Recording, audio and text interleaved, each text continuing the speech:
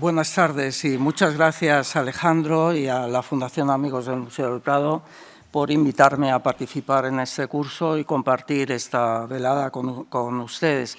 Una velada en la que les voy a hablar de la presencia de Rubens en España y en la pintura española.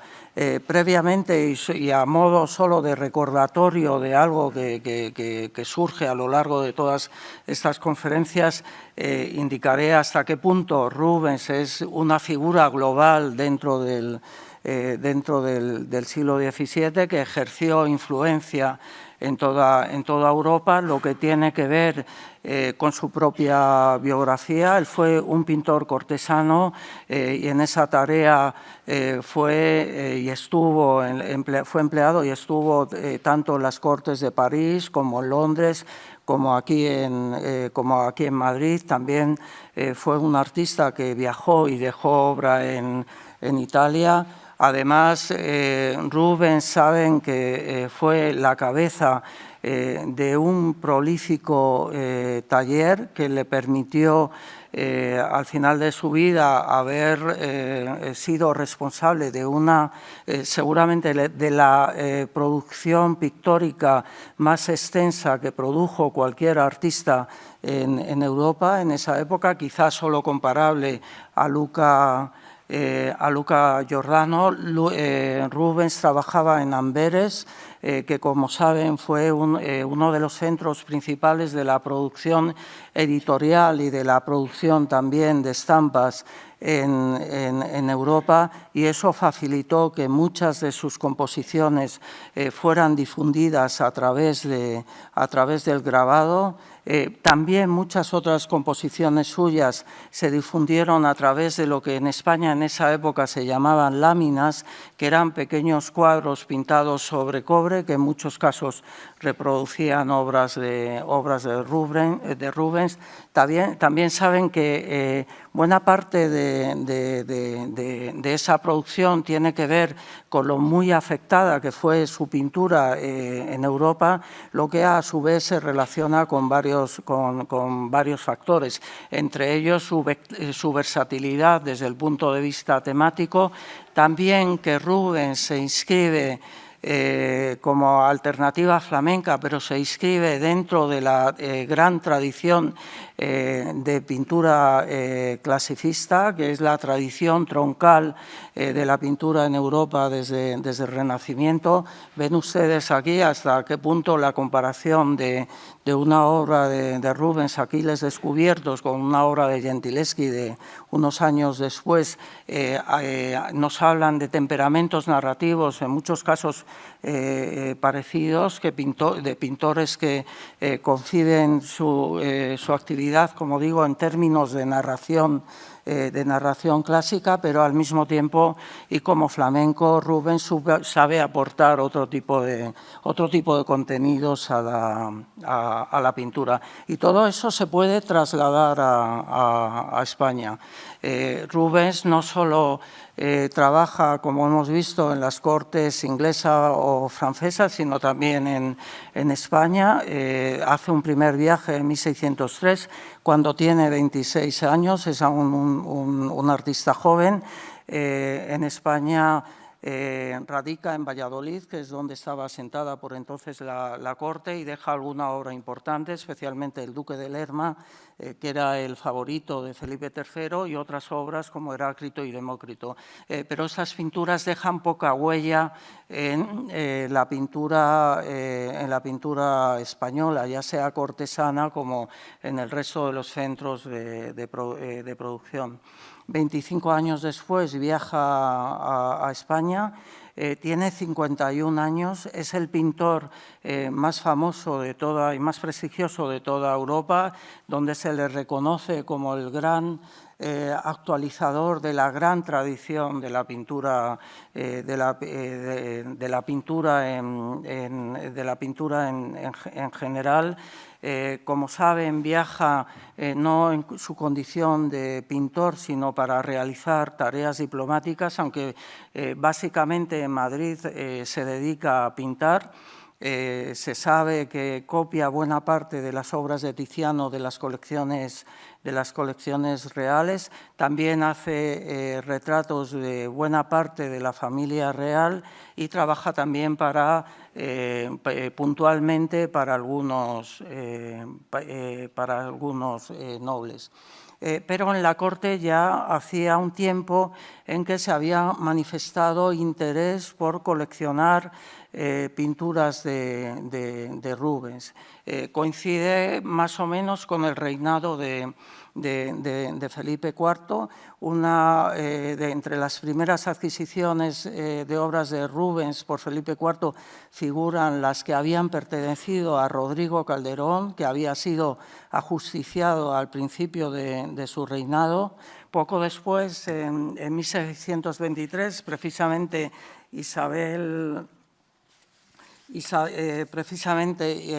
su mujer, Isabel de Borbón, encarga 25 obras flamencas, de las que 8 son o se atribuían entonces a Rubens. A lo largo de esa década de 1620 va llegando alguna otra obra más de Rubens, como precisamente Aquiles descubierto por Ulises, y en 1628 Rubens no solo deja parte de las obras que hace en España, las deja en la corte o en poder de algunos de los coleccionistas que se le habían encargado, sino que él mismo llega a Madrid con un conjunto de obras suyas. A lo largo de la década de 1630 y especialmente en su segunda mitad va aumentando de manera importante el número de piezas de Rubens en las colecciones reales,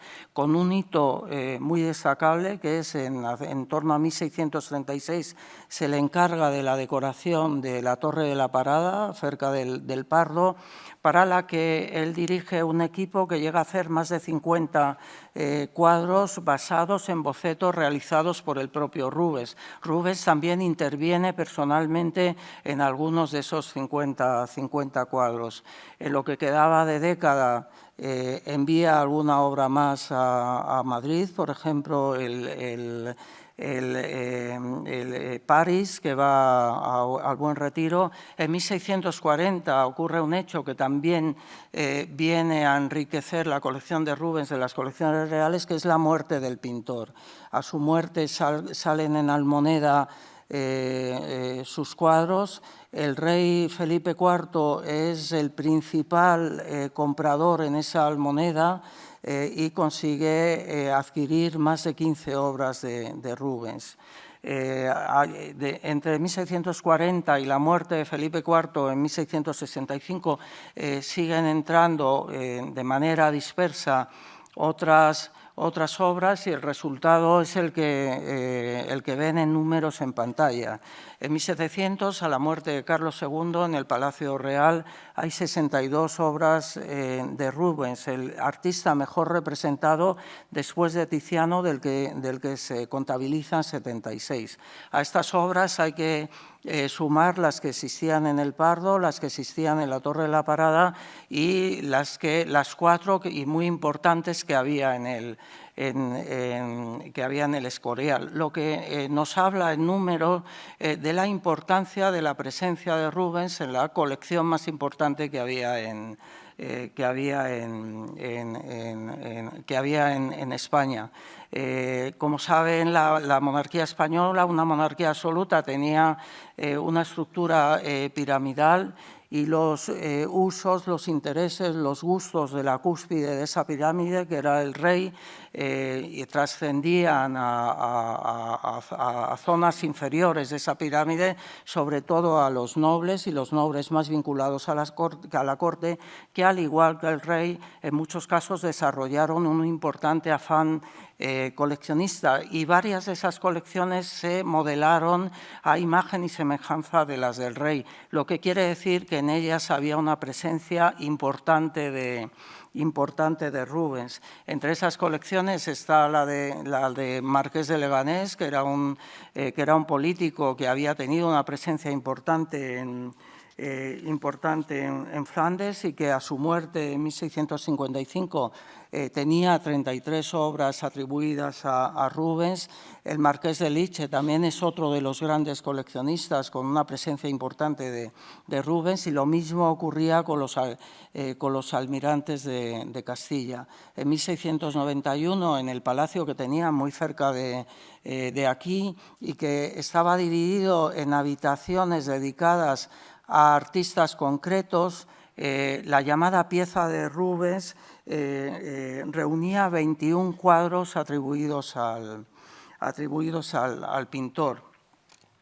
En líneas generales, si acudimos a la publicación que hay que recoge los inventarios de pintura madrileños entre 1600 y 1750, encontraremos que se citan 71 Rubens, algunos repetidos, y por supuesto no es nada seguro que todos sean de su mano. Es una cifra importante. Es también muy significativo, especialmente significativo, el hecho de que al lado de 71 obras de Rubens figuren 56 copias, lo que nos habla de hasta qué punto la copia fue un elemento muy importante para la difusión de la obra y del estilo de Rubens. No hay una proporción semejante entre originales y copias en el resto de los pintores. Estas cifras hay que verlas, por supuesto, de manera en su contexto, de manera comparativa. 71 obras de Rubens son muchas, pero había casi el doble de Tintoretto, había un número superior de Tiziano, un número superior también de obras de Bassano, y de Rivera había 115 obras que se consideraban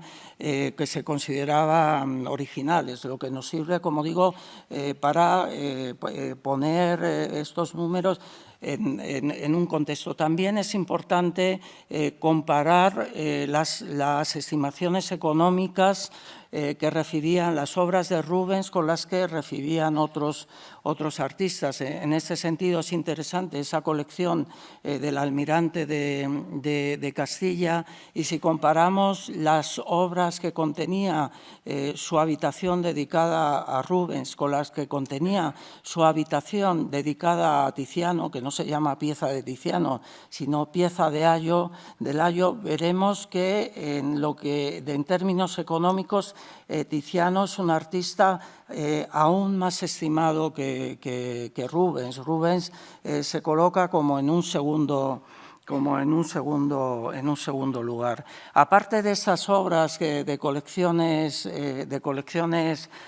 nobiliarias a las que en muchos casos tenían acceso determinados artistas, por ejemplo, el almirante de Castilla utilizaba como conservador a un pintor, a Juan de Alfaro, había obras de Rubens ubicadas en lugares, en instituciones religiosas. Es el caso del Martirio San Andrés, que estaba en el hospital de San Andrés de los Flamencos, cuya sucesión es la Fundación Carlos de Amberes, y es sobre todo el caso de las descalzas reales, que a partir de 1628 exponía un importantísimo conjunto de tapices realizados sobre composiciones de Rubens, y que, como veremos, tuvo bastante eco entre los artistas españoles. Y en consonancia con ese interés coleccionista existió un aprecio crítico importante, un aprecio crítico que se pone de manifiesto sobre todo a partir de 1628, cuando el pintor llega a Madrid. En Madrid, la obra más famosa entre las que hizo, sobre todo por dónde se colocó y por quién fue el modelo, fue el retrato de Felipe IV a caballo, que se perdió en el incendio del Alcázar, pero del que nos queda esta copia en los Uffizi. Es una obra de la que se escribieron al menos 3 composiciones bastante largas en su elogio, uno de López de Zárate, Juan de Piña y de Lope de Vega. López de Zárate y Juan de Piña, como era habitual, a lo que se dedican es a aprovechar la ocasión no para referirse a la pintura o al pintor, sino para alabar al rey. Lope de Vega, por el contrario, y en contra de lo que era habitual, lo que hace aunque elogia al rey, por supuesto, se centra más en la pintura y en el pintor, y lo hace en unos términos que nos ayudan a entender por qué Rubens tuvo la importancia y la difusión que tuvo en España. Lope de Vega es autor de una larga silva al retrato ecuestre de Felipe IV. Por ella sabemos que Lope, que decía que en horas 24 era capaz de pasar de las musas al teatro una comedia, se asombra de que Rubens sea tan rápido como él, porque en 12 días había sido capaz de pintar ese retrato del rey. También sabemos qué es lo que valoraba en este retrato, no solo el parecido entre el modelo y el retrato, sino toda la carga alegórica que acompaña al retrato, lo que Lope llama moral filosofía. Es una de las cosas que más alaba, la idea de que esto no es un simple retrato, sino que es una construcción que va más allá de la representación de la persona. Y de la silva de Lope interesan algunos versos, especialmente los que para esta conferencia los que tienen en pantalla. En un momento dado dice: cuando el flamenco ilustre de Italia envidia y de su patria lustre, cuando el nuevo Tiziano, si no mejor pincel y diestra mano, porque vive y le vemos. Lope de Vega, es posible, seguramente saben que él se consideraba hijo de un pintor porque su padre era bordador. Muchos de sus mejores amigos fueron pintores. De hecho, el gran amigo de su juventud era Felipe de Liaño, y siempre utilizó su literatura para defender a los artistas. Pero durante muchísimo tiempo el artista al que más alabó y que con más frecuencia citó fue Tiziano. A partir de 1628, Tiziano desaparece de la literatura de Lope y su lugar es ocupado por Rubens, al que cita en cinco ocasiones. Y de alguna manera, a través de estos versos, entendemos esta operación. Entiende Lope de Vega que Rubens es la actualización de Tiziano como artista áulico, como artista cortesano. Es un complementario a los versos anteriores, es un soneto cuyas dos primeras cuartetas tienen en imagen que no es hombre quien no hace bien a nadie, y dice: dos cosas despertaron mis antojos, extranjeras, no al alma, a los sentidos, Marino, gran pintor de los oídos, y Rubens, el gran poeta de los ojos. Marino, el gran poeta italiano, había sido el gran renovador de la poesía nacional desde a finales del siglo XVI y principios del siglo XVII. Y Lope de Vega, que se consideraba a sí mismo como el gran renovador del teatro español en esa misma época, está identificando a Rubens en los mismos términos cómo identifica a Marino y cómo se autoidentifica, como también la gran novedad, ¿no? De allí lo de extranjera, no al alma, a los sentidos. Y a través de estas dos citas podemos entender el papel que jugó Rubens en el imaginario de una parte culta de la sociedad española, entendida y aficionada a la pintura, como la versión actualizada de los grandes del siglo anterior. Y uno de los resultados de todo lo que hemos visto anteriormente es que de alguna manera Rubens se naturalizó español, o mejor dicho, Rubens se naturalizó dentro de los relatos sobre la pintura en España que se hicieron durante el siglo XVII y parte del siglo XVIII. A la derecha tienen el arte de la pintura de Francisco Pacheco, suegro de Velázquez, y a quien informó Velázquez sobre la estancia de Rubens en en Madrid, Pacheco hace un relato histórico que tiene como punto de referencia no España en general, sino la monarquía española. Su relato histórico se basa en aquellos artistas que habían trabajado al servicio de la monarquía española y establece una línea que comienza con Tiziano, que culmina con Velázquez, luego veremos algo parecido en Las hilanderas, y que tiene entre sus puntos intermedios a Sánchez Coello, a Rómulo y, por supuesto, a Rubens. Y cuando casi un siglo después Antonio Palomino, en el último tomo de su tratado pictórico, lo dedica a transmitir la vida de más de 125 artistas nacidos o que habían estado activos en España, dedica a Rubens un lugar especial. Le dedica 3 densas páginas. No es tanto como lo que dedica a Luca Giordano, a Velázquez o a Tiziano, pero es una de las biografías extensas dentro del Tratado de Palomino, que es, digamos, el primer gran fresco del desarrollo que había tenido la pintura en su país, la que había tenido la pintura en España.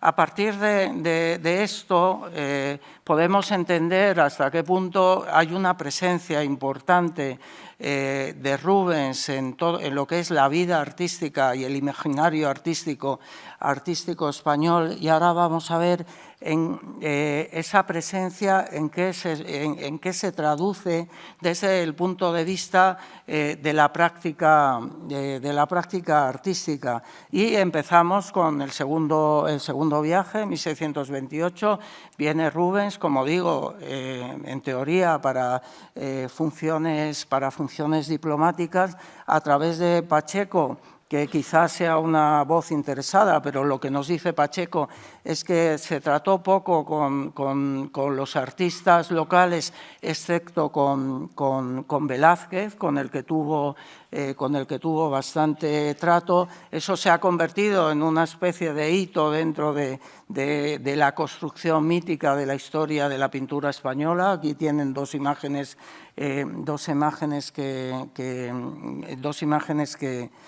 que lo muestra. Y Rubens fue muy importante en relación con Velázquez. En primer lugar, porque a través de Rubens, Velázquez recibió seguramente la humillación más importante de toda su carrera. Han visto antes el retrato ecuestre de Felipe IV, que se le encargó a Rubens cuando estuvo en Madrid, y se le encargó para un lugar muy preciso, el Salón Nuevo del Alcázar. El Salón Nuevo era, desde el punto de vista protocolario, el espacio más importante del palacio, porque allí es donde recibía el rey. Pero para que el retrato de Rubens se instalara en el Salón Nuevo del Alcázar, hubo que desplazar otro cuadro, y ese otro cuadro era un retrato ecuestre también que había hecho Velázquez de Felipe IV. De hecho, a ese otro retrato se le pierde la pista hasta 1680 y tantos, donde no lo vemos colgado, sino lo vemos arrumbado en un almacén. El que había sido el gran triunfo de Velázquez en 1626, que le encargan un retrato de Felipe IV, 2 años después, ve cómo acaba arrumbado por la obra de Rubens. Y la relación de Rubens y Velázquez se puede mirar, digamos, por activa y por pasiva. Por activa podemos ver aquellas cosas concretas en las que Rubens influyó en Velázquez. En primer lugar, por supuesto, en su propia persona.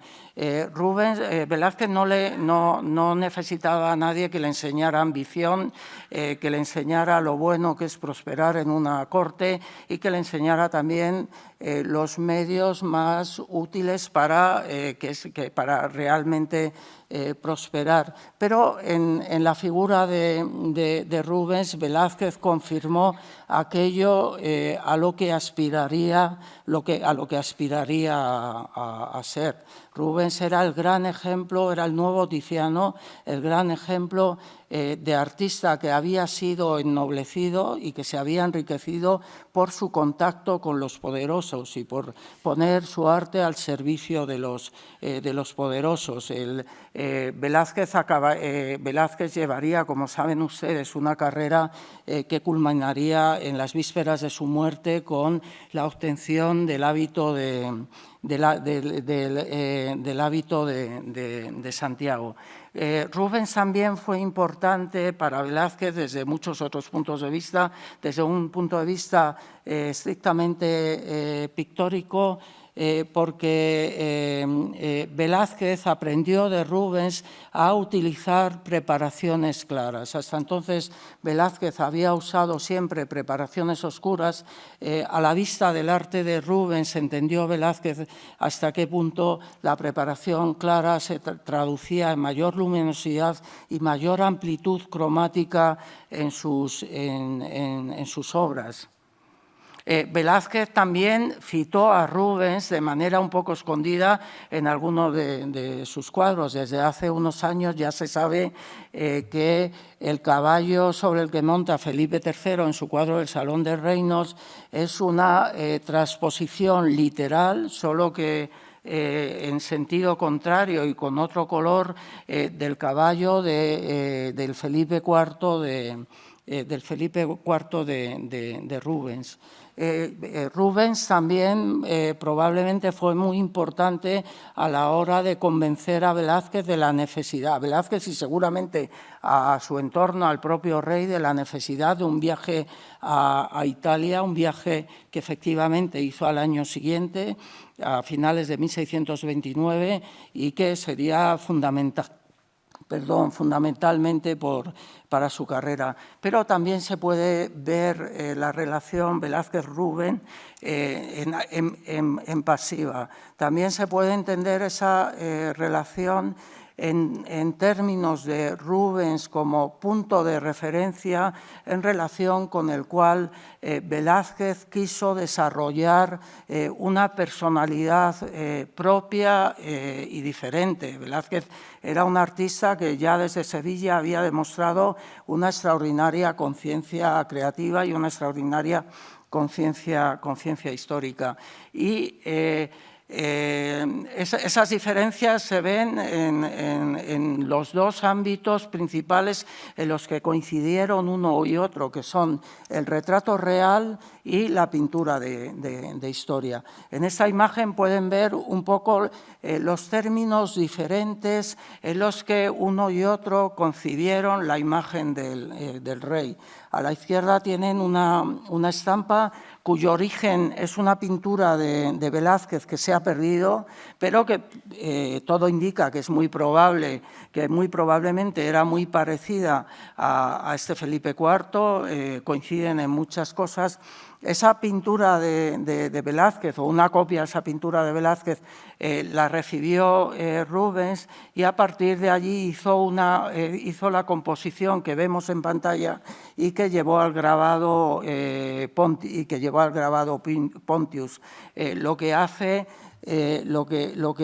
es rodear a la imagen, en este caso del conde duque, de un contexto retórico muy abigarrado y muy rico. Y esa diferencia de temperamento narrativo cuando se trata de retratos lo volveremos a ver en otras obras, que enfrentan a Velázquez y Rubens.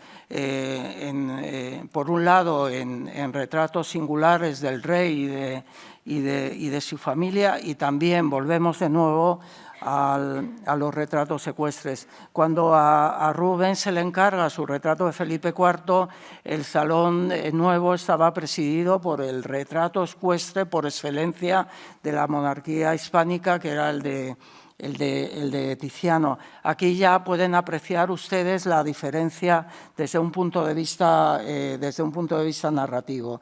El retrato de Tiziano está lleno de significado, porque Tiziano está aludiendo a la idea de caballero cristiano, lo que tiene muchas connotaciones, pero simplifica los medios retóricos. En el caso de Rubens, lo que hace es amplifica esos medios retóricos a través de las alegorías que Felipe IV tiene sobre él, o incluso incorporando esta especie de escudero que le lleva el yermo. Velázquez iría más por la vía de Tiziano, y lo hace en este retrato de Felipe IV destinado al Salón de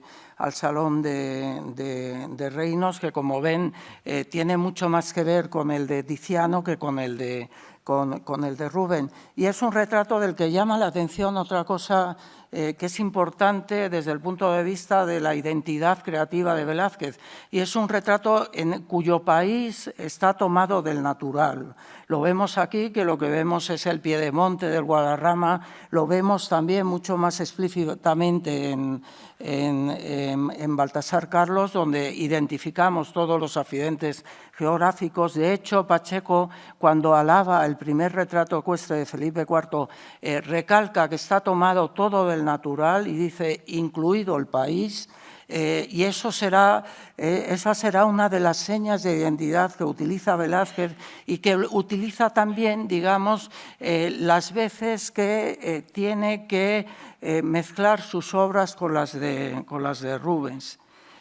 Bueno, la tradición de Rubens será recogida décadas más tarde por Luca Giordano para este retrato, que es reducción de un original que estaba también en el Salón Nuevo y que se perdió, y en el que vemos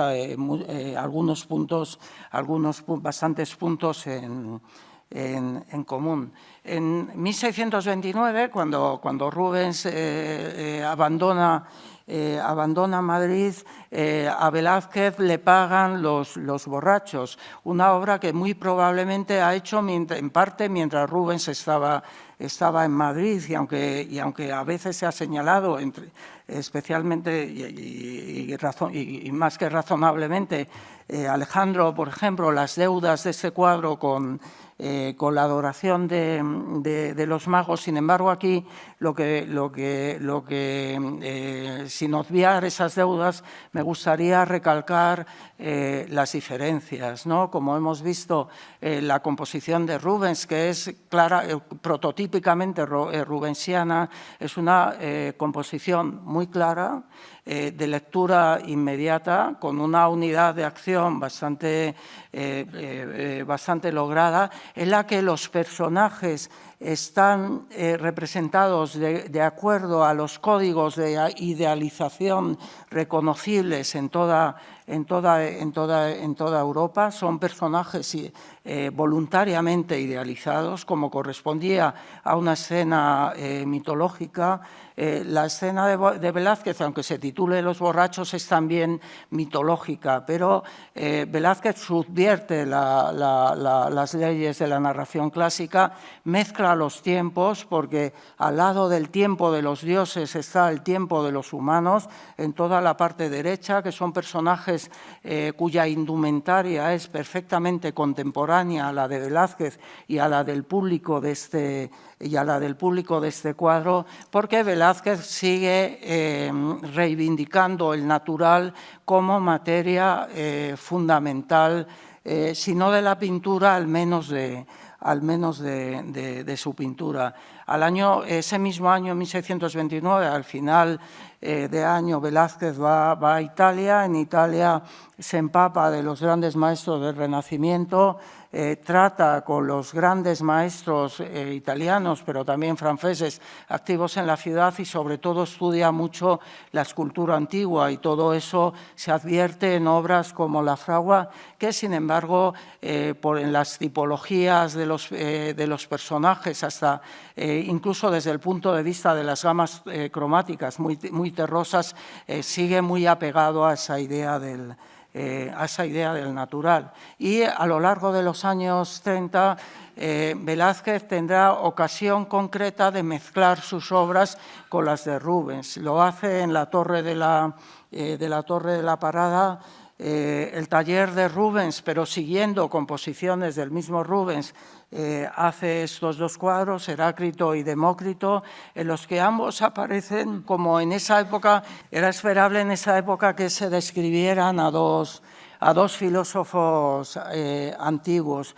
Velázquez lo que hace es también actualizar el aspecto de los filósofos, especialmente Menipo, que es una persona que, con una indumentaria similar a la que uno podía encontrar en las calles de Madrid. De hecho, el propio Velázquez, Mazo, en uno de sus cuadros de caza, incorpora un personaje que va vestido exactamente igual que Menipo, porque era un personaje vestido a la manera contemporánea. También esa diferencia de temperamento narrativo se puede ver en la confrontación de estos dos cuadros. Rubens, además, con mucho sentido del drama y con un gran dominio también de la acción, resuelve su obra en términos de narración clásica. En Velázquez hay un interés específico en que la propia anatomía sea mucho más cercana a una anatomía, digamos, experimentable y nada idealizable. Y el lugar donde, y lo habrán visto varias veces aquí, donde confluyen Rubens y Velázquez de manera más concreta, son las hilanderas. Saben ustedes que es la fábula de Palas y Aracne, una fábula que en todas las fuentes mitográficas de esa época se entendía, entre otros significados, como la idea de que el arte es susceptible eternamente de mejora, y por eso el arte es una actividad liberal, porque incluso una diosa como Palas puede ser vencida por una mortal como Aracne. Y esa historia y ese significado tienen en su último término un tapiz que representa el rapto de Europa, pero no un rapto de Europa en abstracto, sino un rapto de Europa concreto. Es la obra que había pintado Tiziano para Felipe II, que era uno de los cuadros más prestigiosos de todas las colecciones reales, un cuadro que en 1628-29 Rubens copia, se lo lleva de vuelta a Amberes, y cuando muere en 1640 lo compra, y a un precio mucho más elevado que los originales de Rubens y los originales de Velázquez, Felipe IV, de manera que en 1657, cuando Velázquez pinta las hilanderas en las colecciones reales, están tanto el original apreciadísimo de Tiziano como la copia también muy apreciada de Rubens. Y todo ello se enmarca en este cuadro, que tiene mucho de homenaje de Velázquez a uno y a otro, y también tiene mucho por parte de Velázquez de reivindicación de su papel con una voz propia y distinta dentro de esa tradición que forman Tiziano, Rubens y Velázquez. Si para Lope de Vega Rubens era un nuevo Tiziano, en cierto sentido Velázquez también se está reivindicando como un nuevo Rubens y Tiziano. Más allá del ámbito de la corte, la huella de Rubens en la pintura española es extensísima. Lo que pasa que con estos temas hay que tener mucho mucho cuidado, porque la mayor parte de los artistas tenían a su disposición fuentes y recursos muy diferentes, y ninguno de ellos hace un ejercicio, digamos, de adscripción estética. Cada uno va utilizando lo que en cada momento le interesa. Ya podía ser un original o una estatua o una estampa de Durero que otra de Rubens y otra de Guido Reni o otra de Rafael. En ese sentido todo es muy flexible, y les pongo aquí un ejemplo de esa flexibilidad. Es una imagen presidida por los niños de la Concha de Murillo, que generalmente se asocia al Niño Jesús y San Juanito de la estampa de Guido Reni, pero ven también una estampa que procede de una composición de Rubens que tiene mucho que participa exactamente del mismo lenguaje. Y a partir de aquí vamos a ver dos cosas. Por un lado, la utilización de composiciones de Rubens como modelos compositivos para artistas españoles, y luego, en segundo lugar, la importancia que tuvo Rubens dentro de los lenguajes pictóricos que se van sucediendo en España a partir de la década de 1630. En lo que se refiere en el primer tema, desde prácticamente 1950, constantemente los historiadores del arte están detectando huellas de obras de Rubens en obras de artistas españoles. Es difícil encontrar un solo pintor español a partir de 1630 del que no se haya localizado una cita rubensiana. También citas, como digo, de muchos otros artistas.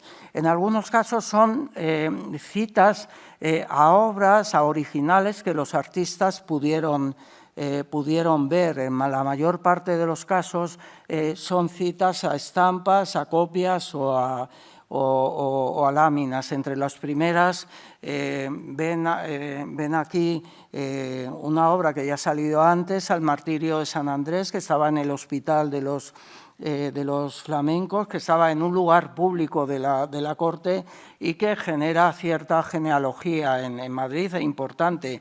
A la izquierda es un cuadro de Carreño muy importante dentro de su carrera, que fue muy alabado, por ejemplo, por Palomino, que estaba en Alcalá de Henares y del que solo se puede presentar esta foto porque pereció durante la Guerra Civil, y que, como ven, tiene mucho de reelaboración de la obra de Rubens. En general, el diálogo con Rubens no es un diálogo mimético, sino que se utilizan en general, o se parte de composiciones suyas para adaptarlas a los formatos o a los intereses creativos de cada artista. En el caso de Francisco de Ricci, en un cuadro que está aquí en el Museo del Prado, vemos hasta qué punto la escena del fondo procede del cuadro de Rubens, y de ese mismo cuadro de Rubens ha aprovechado la sugerencia de los angelitos de la parte superior, que llevan la palma de martirio y la corona de flores, y los ha adaptado al primer término y encima de la figura monumental del santo. En otros casos hay intermediarios. Este mismo San Andrés, que generó alguna estampa,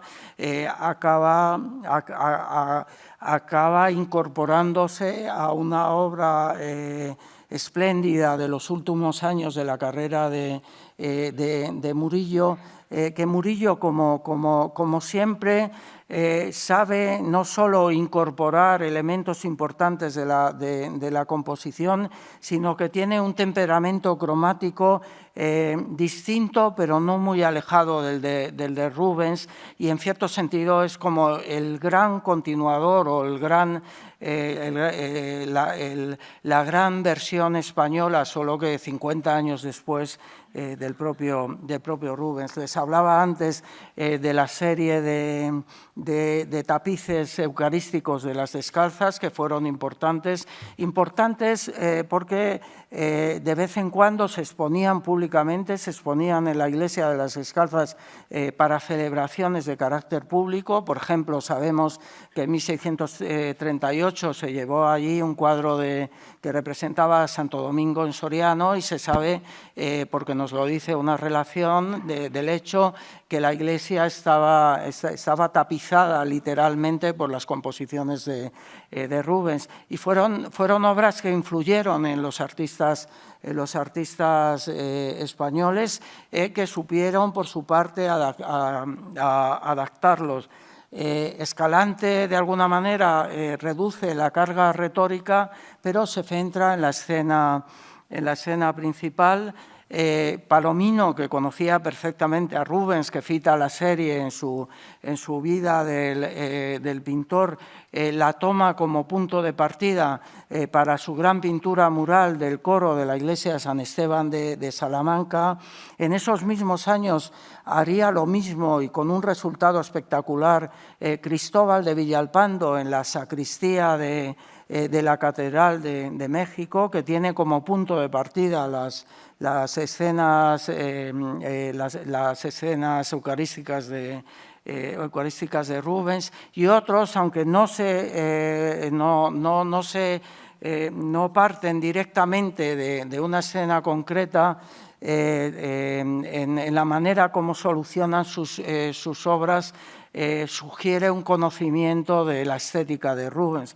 Es el caso de Juan Valdés Leal, con esta espléndida Ascensión de Elías de la Iglesia del Carmen de Córdoba, que es una de las obras maestras de la etapa inicial de su carrera, y cuya parte superior, dinámica y que se convierte en un remolino de color, tiene mucho de esos modelos rubensianos. En la mayor parte de los casos, el contacto no es directo con originales de Rubens, sino que se hace a través de intermediarios, generalmente estampas, aunque muy probablemente también cobres o copias. Eso en muchos casos tiene una traducción cromática, porque lo que puede inspirarse el pintor es en la composición y no en el cromatismo de la misma.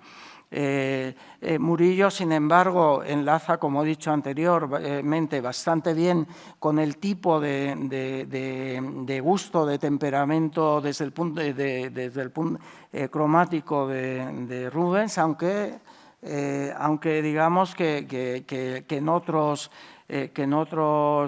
términos, pero sabe combinar perfectamente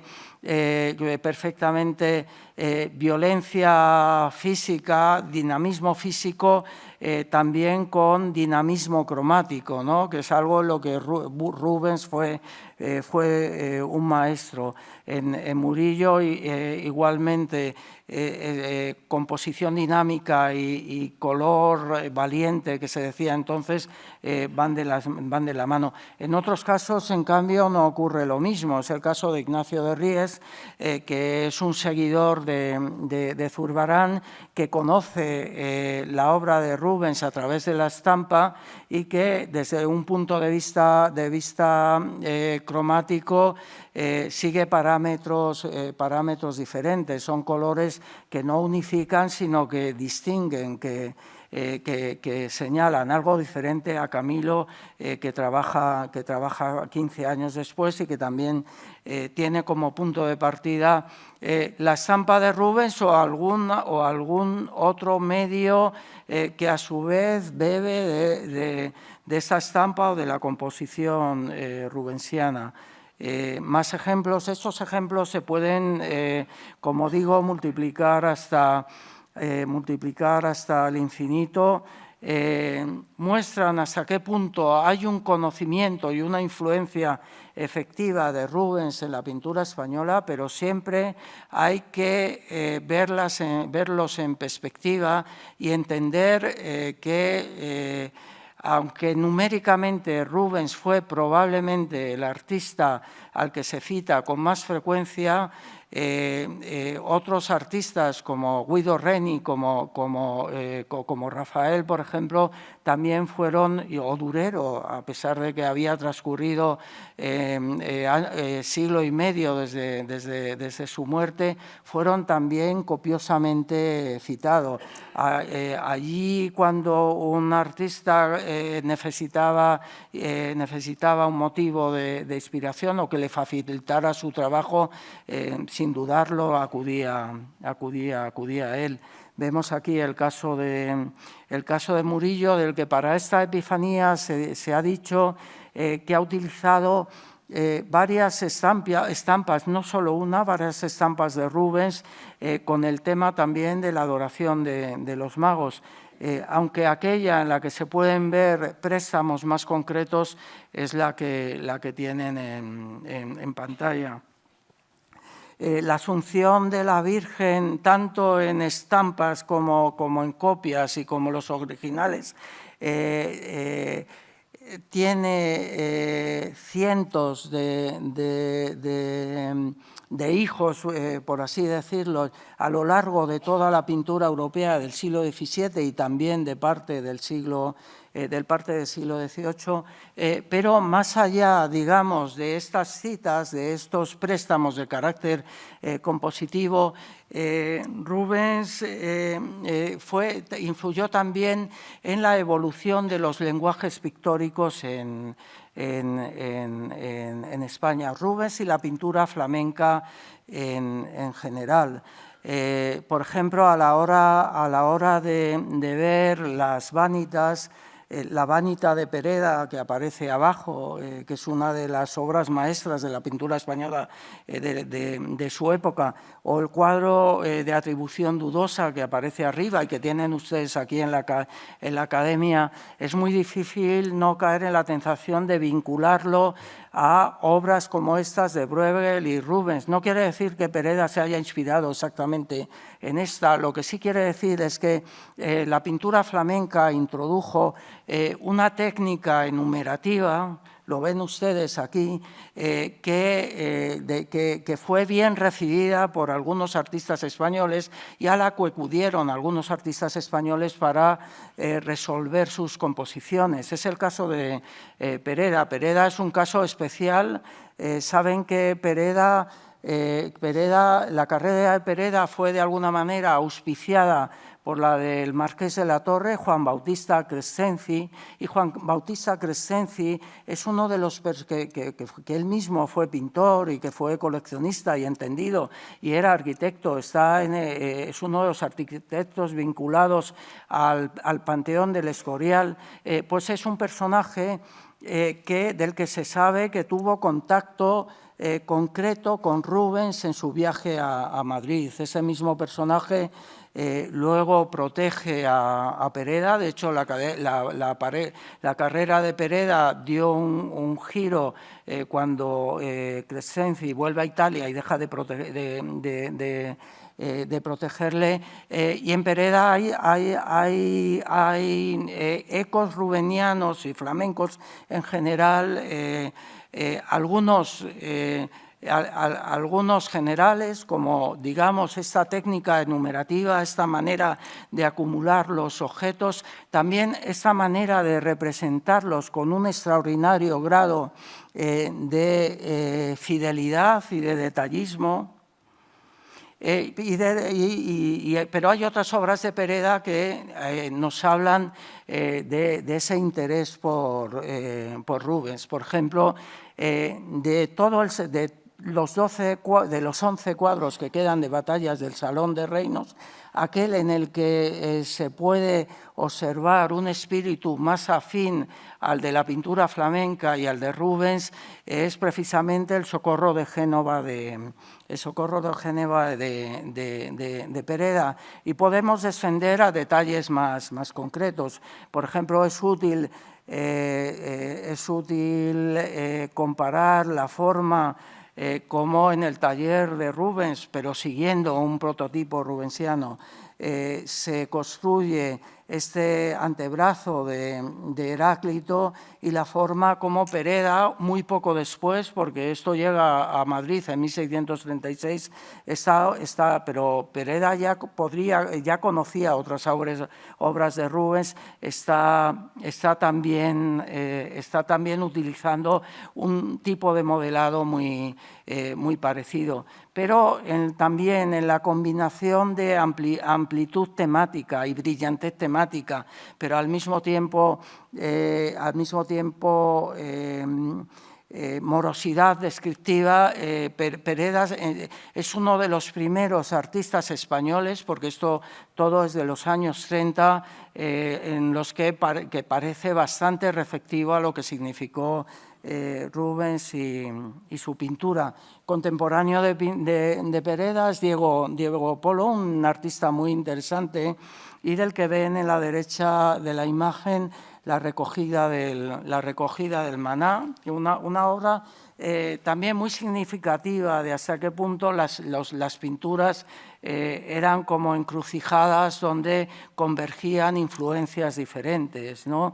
Diego Polo es un artista del que se sabe que tuvo contactos concretos con las colecciones reales. De hecho, es un artista que en el Escorial copió varias obras del Escorial, entre ellas algunas de Tiziano. Es difícil después de ver estas figuras de primer término que están llevando el Maná, no relacionarlo, aunque la escritura pictórica sea diferente, con estos portadores de la adoración de los magos. La adoración de los magos, que es una obra que fue muy difundida a través de cobres, etcétera, a partir de cuando se completó. Pero al mismo tiempo, la recogida de Maná, si mira a Rubens, mira todavía más a Tiziano, porque el tipo de factura, la manera como se resuelve el cielo, las carbonaciones, tiene mucho de Tiziano. De hecho, hay alguna obra de Diego Polo que hasta los años 60 de este siglo, por ejemplo, un San Bartolomé que está en Lille, se creía un original de Tiziano. Y también Diego Polo en esto está siguiendo el cuadro más tizianesco de Alonso Cano, que es el Milagro del Pozo, que está aquí en este mismo museo. Pero más allá de citas puntuales en la década de 1630 o de 1640, la gran influencia de Rubens en la pintura española se produce a partir de la década de 1650. En cierto sentido, es una influencia un tanto tardía, y la podemos ejemplificar en esas dos obras. A la izquierda tienen la Anunciación de Claudio Coello, que preside la iglesia del monasterio de San Plácido, aquí en Madrid, en la calle de San Roque, que es una de las obras maestras de la pintura barroca madrileña. Pero Claudio Coello, en esta obra, que es una obra más o menos de su juventud, no partió de cero, porque existía ya esta Anunciación de Rubens. Todo indica que fue una obra que pudo realizar Rubens durante su segundo viaje a España o inmediatamente después, y muy probablemente encargada por Jerónimo de Villanueva. Jerónimo de Villanueva, que era protonotario de Aragón, era una de las personas más influyentes de la corte, fue uno de los grandes factotum de todo lo relacionado con el Palacio del Buen Retiro, pero Jerónimo de Villanueva también estaba muy relacionado con el monasterio de San Plácido, sobre el que ejercía un patronazgo. Y todo indica que, dado los contactos cortesanos de Villanueva, tuvo acceso a Rubens y le pudo encargar esta obra para que presidiera el retablo mayor de su iglesia. En ese momento, esa composición no se lleva a la práctica, pero 40 años después Claudio Coello se encarga de, a partir de esta obra, realizar su cuadro, que no sigue literalmente a Rubens, pero sí contiene todos los elementos de la composición de Rubens y son elementos singulares. Esto no es una anunciación cualquiera, es una anunciación inserta en un discurso muy complejo y un discurso en el que las sibilas, a las que vemos en la parte inferior,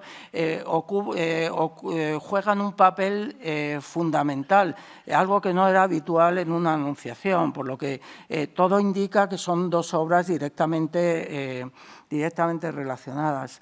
Pero esta obra nos habla de lo que significó Rubens para la pintura madrileña y española en general a partir de la segunda mitad del siglo XVII, cuando se hacen frecuentes los grandes cuadros de altar, cuadros en los que los valores del color priman sobre los valores del dibujo, obras en las que hay un abigarramiento de personajes muy importantes, obras en general divididos horizontalmente en varios pisos, pero pisos que gracias a las enseñanzas de Rubens los artistas ya sabían interrelacionar perfectamente. En el cuadro de Claudio Coello hay una especie de continuidad entre el nivel tierra y el nivel celestial, y obras con una carga simbólica y retórica importante, ¿no? Obras como la fundación de la Orden Trinitaria de Carreño, que es otra de las grandes pinturas de esa época, y aquí vemos algunos de esos valores que supo transmitir muy específicamente la pintura de Rubens, más que la de cualquier otro artista del barroco, y algunos artistas españoles supieron recoger. La Virgen y el Niño rodeados de santos tienen mucho que ver, y no solo porque compartan tema con el cuadro de igual título, que está ahora en el Prado, pero que en esa época estaba en el Escorial y del que se difundieron copias, también con características muy parecidas. Rubens enseñó a los artistas españoles por un lado, a conjugar unidad y variedad, a multiplicar el número de personajes sin que la unidad de acción se resintiera de manera dramática, a incorporar figuras alegóricas que en muchos casos convivían con figuras históricas. Enseñó también, y de una manera muy decisiva, hasta qué punto el color era el vehículo de la transmisión de las emociones, y de hecho la pintura española a partir de 1650 se caracteriza precisamente por ese imperio del color. Pero, y con esto acabo, Rubens, sobre todo a los artistas más atentos, pudo darles otras lecciones, ¿no? Acabo con dos ejemplos de Murillo, que es como el gran continuador de muchos aspectos de las técnicas y del temperamento narrativo de Rubens. Ven aquí Santana enseñando a leer a la Virgen en su versión de Murillo y en su versión de Rubens. No se conoce muy bien el intermediario entre la obra de Rubens y Murillo. Lo que está claro es que la existencia de muchas relaciones, los ángeles en el cielo, la arquitectura clasicista que no se corresponde en absoluto con ninguna arquitectura real que modela los fondos de ambas composiciones, la balaustrada también. Hay muchas diferencias. Por otro lado, el tratamiento del color es diferente. También hay una diferencia desde el punto de vista de los afectos. En el caso de Rubens hay una unidad afectiva que será uno de sus grandes logros, es una de las cosas que hacen tan atractiva y tan creíble la pintura. La relación entre Santa Ana y la Virgen es mucho más plástica, es mucho más creíble, más natural y espontánea que la que existe en Murillo entre Santa Ana enseñando a leer a la Virgen. Pero el cuadro de Murillo es un cuadro temprano, es un cuadro que se fecha hacia 1655 y Murillo seguiría caminando en esa senda, en una senda que entre otros le pudo marcar el conocimiento de la obra de Rubens, hasta llegar a la imagen que tienen en pantalla, que es un prodigio de unidad en el sentido en que utilizaba la tratadística artística desde el Renacimiento, esa palabra, la necesidad de que haya una especie de concordancia entre los afectos que se ponen en juego dentro de una composición, ¿no? En el cuadro de Murillo, la actitud del niño comiendo el trozo de tarta tiene un eco inmediato no solo en la expresión facial, sino en la expresión corporal del compañero que tiene al lado, y lo tiene hasta en la expresión del perro que hay a la derecha. Todos participan del mismo sistema afectivo, ¿no? Y es algo que en lo que previamente, antes de Murillo, también fue uno de los grandes maestros Rubens. Lo ven en esta Sagrada Familia, que es una obra que estaba en el Escorial, que es una obra de Rubens, en parte porque estaba en un lugar de acceso público como el Escorial, más elogiada a lo largo del siglo XVII.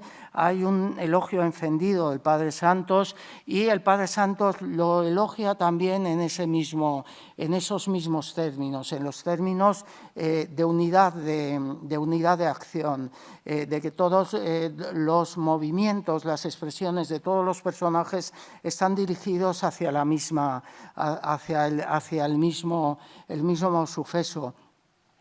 Para eso era muy importante no solo dominar los códigos gestuales, no solo dominar la expresión corporal.